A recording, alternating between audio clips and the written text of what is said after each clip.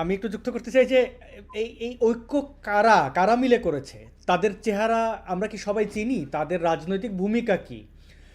মানে কিছু ব্যক্তিকে ধরে এনে আপনি ঐক্য করছেন, এটা কি মানুষ আসলে মেনে নেবে? আপনি বাংলাদেশে ছাত্রলীগকে নিষিদ্ধ করলেন, আবার যেই ছাত্রলীগের নেতাকর্মীদেরকে আমরা উস্কানিমূলক বা ছাত্রদের উপরে অত্যাচার নিপীড়ন চালানোর জন্য যে কথাগুলো খুব ভয়ঙ্কর হিসাবে কাজ করেছে, সেই সকল ব্যক্তিদেরকে কিন্তু আমরা সেফ এক্সিট দিতে দেখলাম। তাহলে কারা এদের সেফ এক্সিট দিল? এখন বাংলাদেশে যারা আছে, একটা মানুষ একটা ছাত্রলীগের রাজনীতি করা মানে সে সন্ত্রাসী।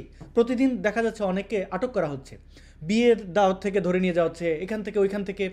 এবং এই যে দেখছেন না, লাশ পাওয়া যাচ্ছে বিভিন্ন বিষয় থানা পর্যায়গুলোতে। আমি অনেক স্থানীয় ব্যক্তিদের সাথে কথা বলে দেখতে পেয়েছি যে বলাই আছে পুলিশকে, ছাত্রলীগ, আওয়ামী লীগ, যুবলীগ, কৃষক লীগদের কোনো যদি দোষ পাওয়া যায় ওইটাই সামনে আনতে হবে সংবাদ সম্মেলনে। অন্য সমন্বয়ক আরও যারা আছে, জামাত, বিএনপি, তাদের কোনো দোষ ত্রুটি সামনে আনা যাবে না। এমনকি বিএনপি মারামারি করলে আওয়ামী লীগকে সেখানে মামলা দেওয়া হচ্ছে। সেই পুরনো খেলা। এখানে জয়ন্ত রায় চৌধুরী আছেন, মুশতাক হোসেন ভাই, তিনি অনেক, আমি একটু আগে যেটা প্রবীণ রাজনীতিবিদ, তারা তো এই বাংলাদেশের রাজনৈতিক প্রেক্ষাপটগুলো দেখেছেন।